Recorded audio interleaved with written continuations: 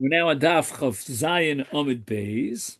Okay, so you answered the peder in the second pasuk, but what about the peder in the first pasuk? U peder kama de kosarachmona lamali. Why do I need it in the first? In other words, you've already taught me that initially the word padar is coming to tell you that immediately in sequence after you did arich on the rush, then comes arich on the padar. But now if we go back to the first pasuk, why did the Torah again has to specify podar? L'chor, it's included under nesach. Mipoilet chasanya keitzad hu ose chofes hapeder al beis hashchita maleu v'zeder kovet shel mal. So this is what we spoke about earlier, that we want to bring the carbon in the most respectful way. Because after all, the carbon is coming to Hashem, and it's got to be respectful. So chofes hapeder, we take this peder, which apparently is kind of like a flat surface, and we cover over the Beis Hashchita where the incision of the slurring was done, and that covering is kind of like a kavod, a respectful way of being mekayim the aricha and akrava, because the area around the Beis Hashchita is stained with blood. So the Kohen is honoring Hashem by covering it with this pader. Now the Gemara asks the following question.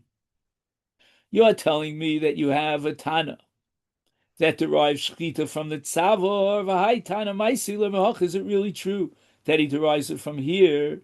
This Sanya, we learned in the Brisa, Zos Torah Sabheim Of.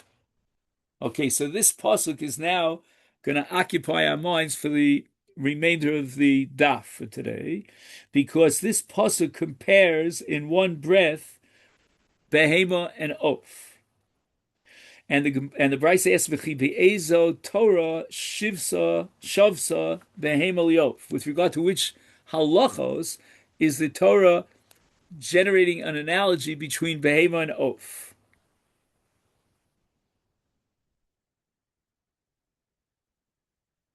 Now, part of this question, shall I say, the underlying assumption of this question is that, on the contrary, behema and oaf are radically different. Why? Behema mitama b'maga uv'masa. Right? If you have a nevela of an animal and you come in contact with it or you carry it, then you become tame. But oaf ain't a mitame b'maga uv'masa. So you can't accept an analogy between oaf and behema. And furthermore, oaf mitame b'godim ha'beis habliya. There's a special halacha that, let's say Ruvain takes a nevelas oaf tahar and he shoves it down the throat of Shimon into the Beis Habliya, then Shimon becomes Tameh, and not only that, Shimon's begodim become Tameh. That would not apply to a nevela of a behema. So if you took the carcass, a piece of meat from the carcass of an animal, and you shoved it down someone's throat, there was no maga, and there's no masa.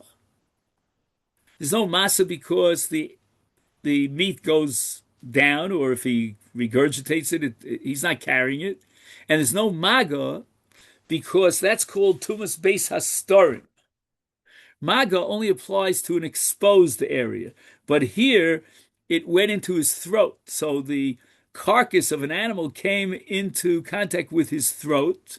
That's called tuma b'mistarim. Mistarim means the whole sugi in Nida is about tumas nistarim, because the Nida is metame inside her body when the dam comes out of the mocker, and that's also beis hastorim. But be that as it may,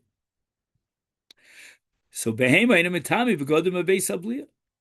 So therefore, we're back to square one. Be'ezeh Torah, in regard to which law shivsa behema lof did the Torah create this analogy between an animal and a bird?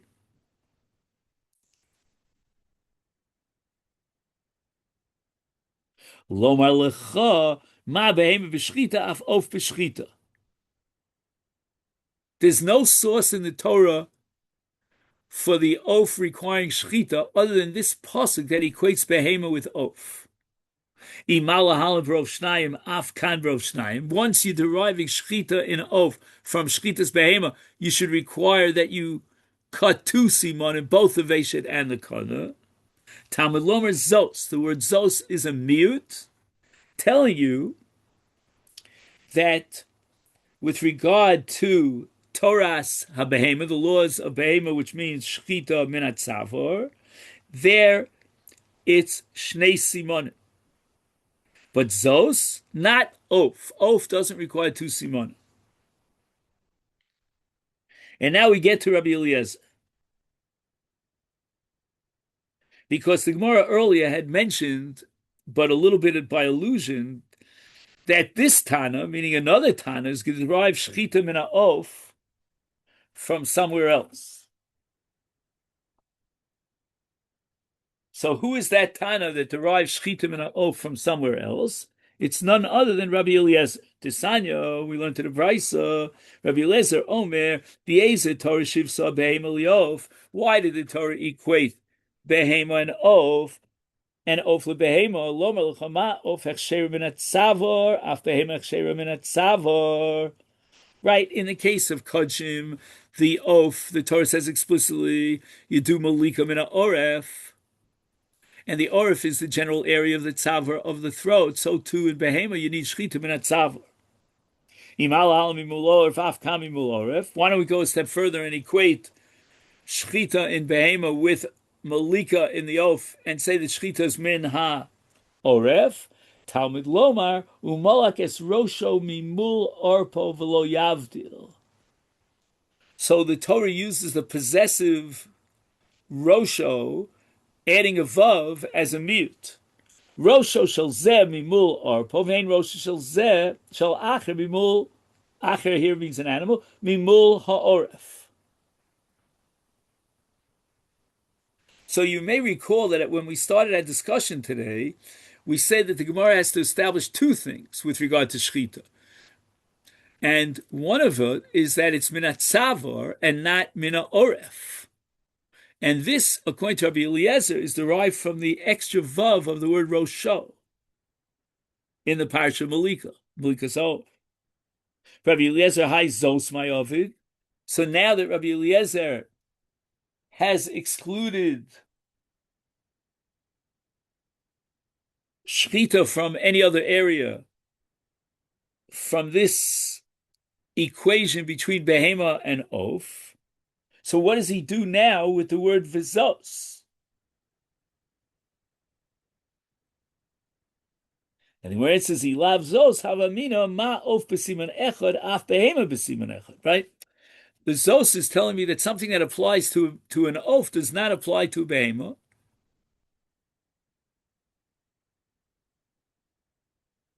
But we might have a havamina that if a behema requires two simonim, then an oaf should also require two simonim. And in the opposite direction, since oaf only requires shchita of one simon, therefore behema, by virtue of this analogy, it should also suffice with one simon. Kasser Rahman is zos, and therefore the Torah says zos. That we cannot compare an animal to a bird, whereas the bird is enough with one simon, the animal requires two simon. Tani bar kapar. Now we're up to bar kapar.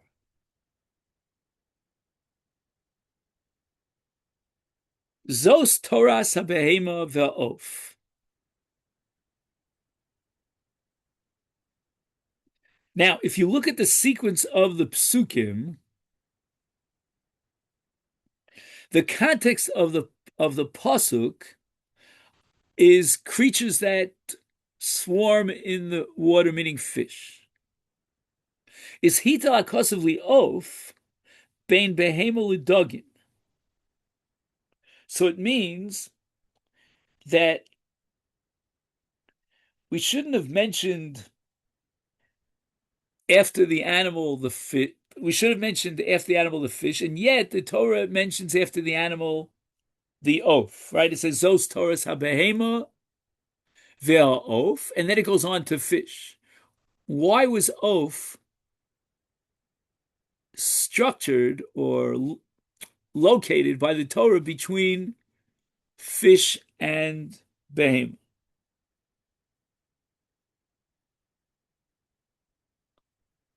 L'chayvo b'shnei simonim yefshar. Right? You can't tell me that shchitas oaf requires two simonim because, again, after behema and oaf comes dogim, so that oaf is samach l'dogim, and therefore the smichus between oaf and dogim teaches you that you don't have to shech two simonim. Shukar hukash l'dogim. But dogim don't require any shchita. It's therefore the focho below klum. Maybe we should say that the contiguity between oaf and dogim tells me that oaf does not require shchita at all. Efsha, you can't say that. Shakush l'beima, because the Torah says zos Torah sabehema ve'of. So the equation between behema and oaf tells me that you need shchita in oaf, just like you need shchita in behema. Ha ketzad. So on the one hand, the equation between oaf and dogim tells me you don't need shchita at all. On the other hand, the equation between behema and oaf at the beginning of the pasuk tells me that oaf needs the same shchita as behema. How do we reconcile the two extremes? We come up with a middle of the road. We say that enochinami oaf is like behema in the fact that it needs shchita, but on the other hand, oaf is like dogim, that it doesn't need the shchita of two simonim, and one simon is enough. Dogim to lav b'nei shchita numinol. How do you know that dogim? You just pick it out of the water and you eat it, and you don't need to slaughter it. And by the way, this Gemara's question has an underlying assumption that dogim are very similar to behemoths v'ofos, and there's a havmina that we would need shchita, right, to sever the head of the oaf. The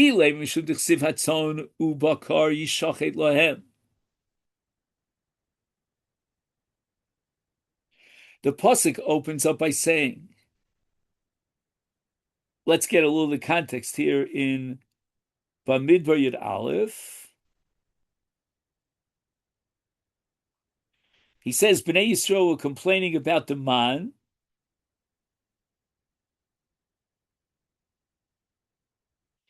and Hashem says to Moshe to tell the people that they'll be eating meat. And it's going to be a nauseating experience, eating meat day by day. So Moshe here asks Hashem, how is it possible to obtain such vast quantities of meat that they'll be eating meat, right, Shishim Ribui, constantly, day after day for a month?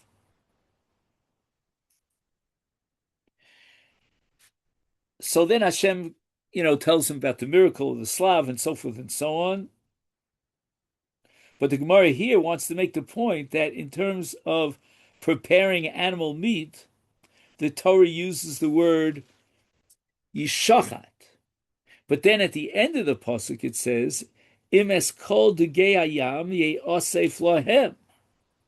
And here the word v'shachat is omitted, and instead it's replaced by the word ye'osef, which means to gather it up. What do we derive from this?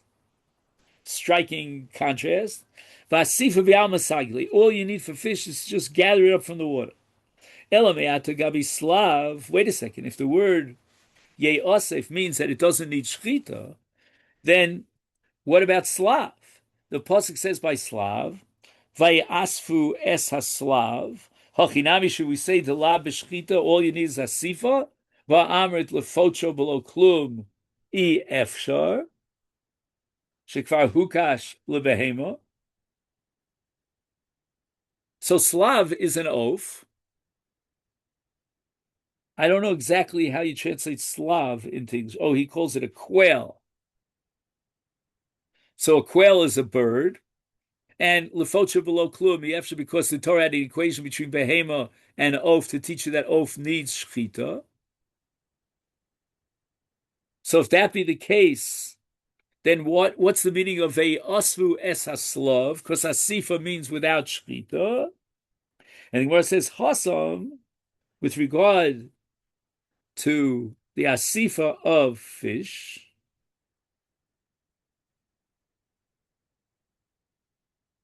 Lo ksiva asifa b'mokom shchita dachrini. Hacha ksiva asifa b'mokom shchita dachrini.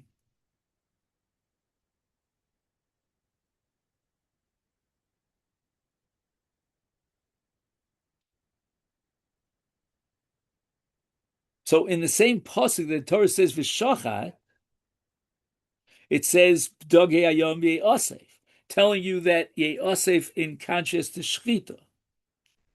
But with regard to the Slav, it just says that the people went out and they gathered asifa, they gathered in the Slav. It doesn't say that ye'asfu the asifa and not shchita. Darash over glila. So I guess in the old times they used to have, people used to go from town to town and they gave lectures and sometimes people gave money for them. So this particular lecturer came from, he used to travel in the Galil, and he said the following: "Behema shenivreis min hayabasha hechsher b'shnei simonim." Why is it that behema needs shchita? Dogim do not need shchita because a behema is created from the dry land.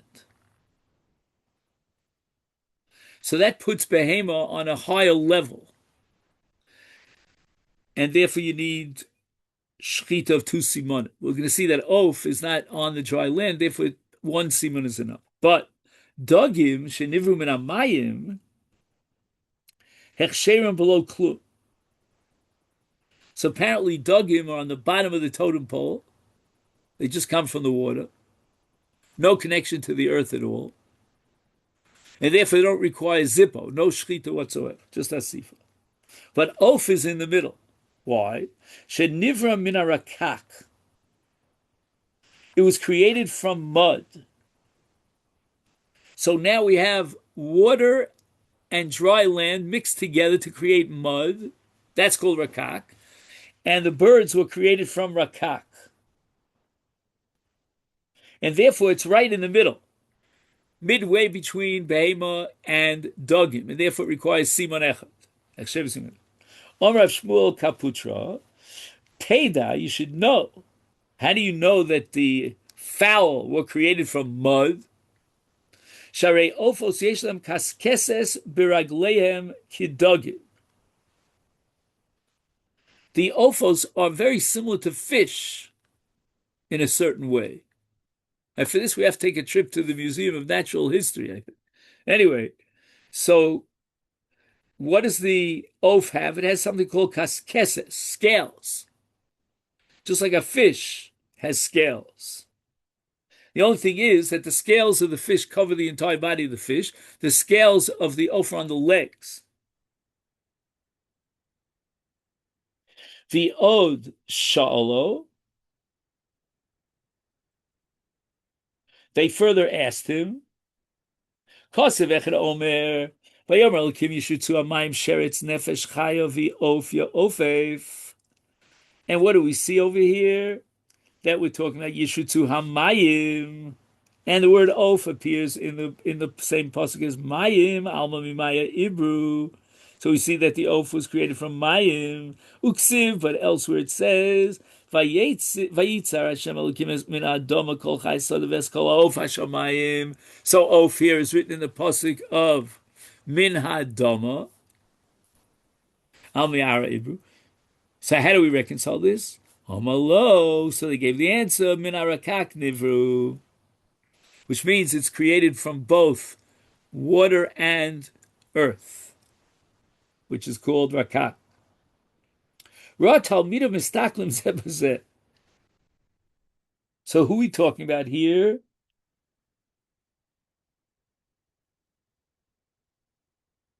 I guess this Over Galila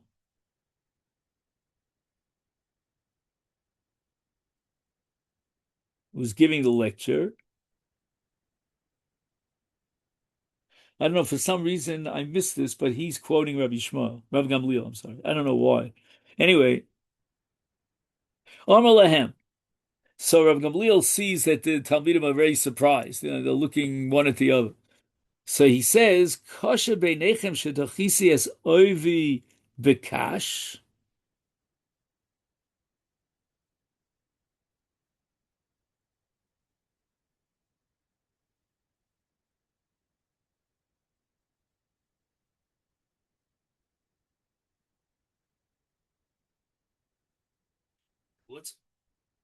Who's oivi here?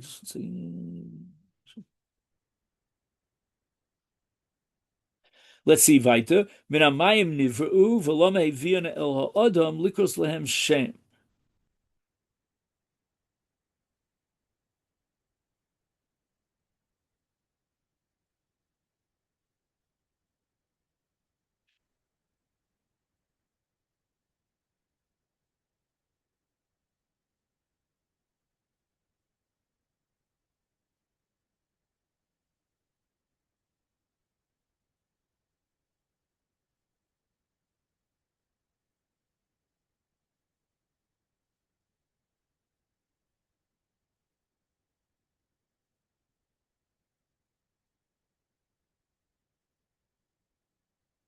So I think what happens here is that this Galilean presented a contradiction in the psukim. One pasuk seems to indicate that the oaf was created from mayim. The other pasuk seems to indicate that the fowl was created from the adom, from the field, from the ground, and therefore Rabbi Gamliel just completely, shall I say, pushes them away by saying that there's no contradiction.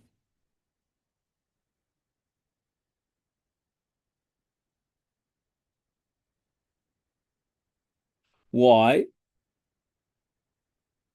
Because in truth, the fowl was created min hamayim, like the first pasuk.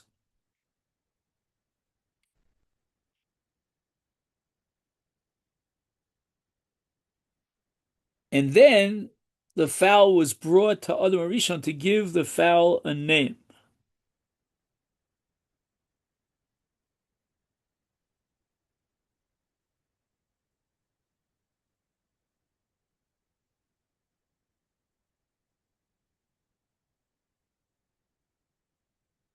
It says now Hashem had formed out of the ground. Okay, let's see. Maybe he quotes the pasuk. Vayitzar Hashem Elokim min Adama kol chayes hasoda v'eskol ha'of hashamayim. Here it is. Vayavei el ha'adam liros ma yikra lo. V'chol asher yikra lo ha'adam nefesh chaya hu shmo. Whatever man called each living creature, that remained its name. So Rav Gamliel asks, why are fowl mentioned here? Right, it says, Veskol ha'of, of hashamayim, vayove el ha'adam, to give the ophos names.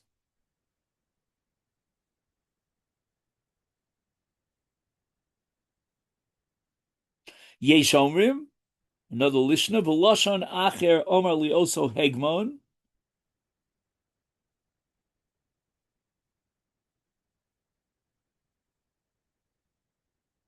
So again, I'm missing something here, because where is this hegmon coming in? Did I skip something? Rabosai, did I skip some word hegmon here? And I missed it? I don't know. I don't see it. Anyway. So like hegmon is the Roman general. Ubeloshen arishon amar lehem letalmidov. Mishum diksiv al vayitzer. So Rabbi Gamliel understood the second pasuk as teaching that birds as well as animals are created from the earth. So therefore, for the benefit of his disciples, he reconciled this contradiction by explaining that birds are created from mud. For the general's benefit, however, he explained that from the first verse we derive that birds are actually created from water. And from the second pasuk, we derive that the birds were brought to Adam Arishon for name giving. Amar Rabbi Yehuda Mishum Rabbi Yitzchak ben Pinchas Ein Shchita La'of Min Torah. We find no pasuk in the Torah that tells us that you require shchita in the case of fowl. Shenemar. So where do we know that that oaf requires shchita? V'shafach v'shficha b'alma sagi. So meaning that the whole institution of or requirement of shchita and oaf is all derabanan, because the Torah says v'shafach. Wow. Ihachi chaya nami. In that same pasuk that says v'shafach, it mentions chaya. So now you're going to say v'shafach teaches me that a chaya doesn't need shchita, and the answer is iskash lepsulei hamukdashim. So psulei hamukdashim, which are regular animals like tzon and bakar and so forth, if they became psulim, they became disqualified, then you do shchita. And a chaya, since it cannot come on the mizbeach, is like a behema that had a mum, and it requires shchita. Of nami iskish lebehema. So you might say that of requires shchita min Torah because of the equation to behema, and the answer is the chsiv zos Torah sa behema va'of. Haksiv v'shavach es damo, and therefore shavach es damo tells us that we're not going to equate oaf with behema to require shchita. Umay chaz l'shad yolei al oaf. Why do you assume that the word v'shavach, which tells you don't need shchita, refers to the oaf shadye achaya? Chaya is mentioned in the same pasuk as v'shavach, as oaf. Mistabra mishum desolik mine. Okay, fine. Meisvei. So this is a kasha on Rav Yitzchak ben Pinchas, who says that there's no requirement in a Torah for shchita in a oaf. And it says in the Mishnah later on in Masechta Chullin, Hashochev v'nisnabla biyado, hanocher v'ma'aker, potem milachasos. So we're talking about birds. And the bird became an avela because he didn't shecht it properly. He did nechira, right? He pierces or tears, ma'aker. Now, he's potter from kisi adam because there was no shchita. The Yamar ein shchita lof min Torah, nechirasa zui shchitasa. I mean, according to Rabbi Yisrael ben Pinchas, how do you shecht a bird? You don't have to do shchita, you do nechira. I mean, you just simply pierce the ears. Not the ears, I mean the simonim of the oath. And therefore, he boy kisi. So even though he did a nechira or an ikur, nevertheless, he should require kisi adam. So the Gemara rejects it and says, mi savris be oaf. You think that the Mishnah is talking about oaf. Lo, it's not talking about oaf, but rather chaya. So if you shecht a chaya properly, then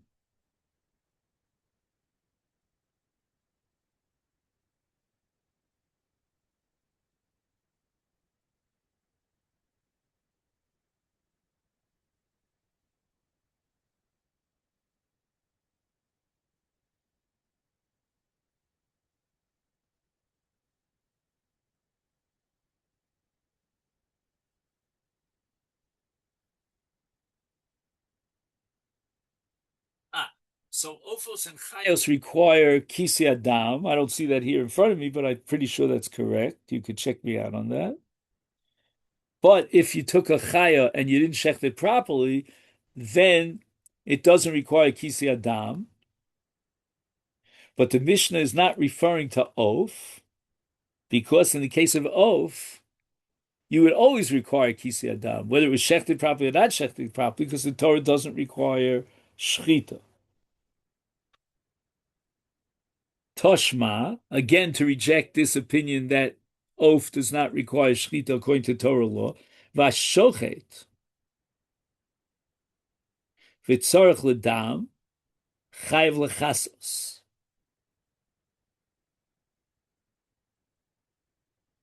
Meaning he needs the dam, let's say to feed an animal or whatever he does with the dam. Once he does kisui, it's going to be ruined.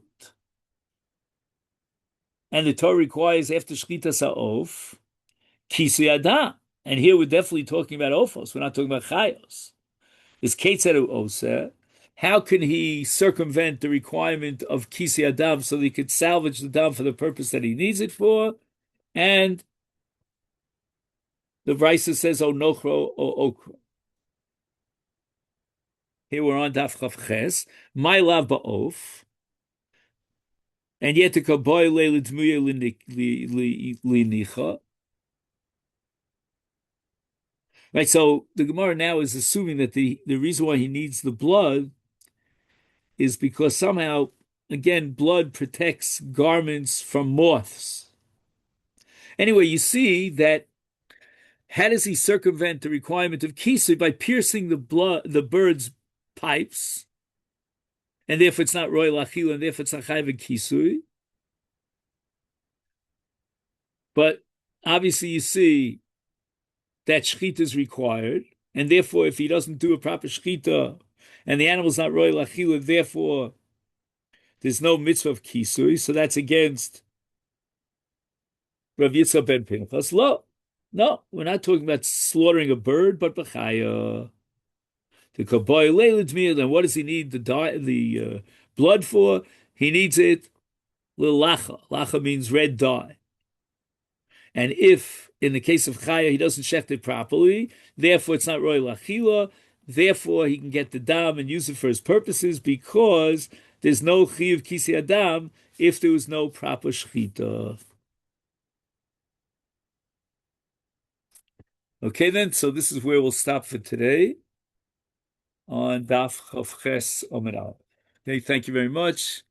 Tomorrow we go back to the regular schedule.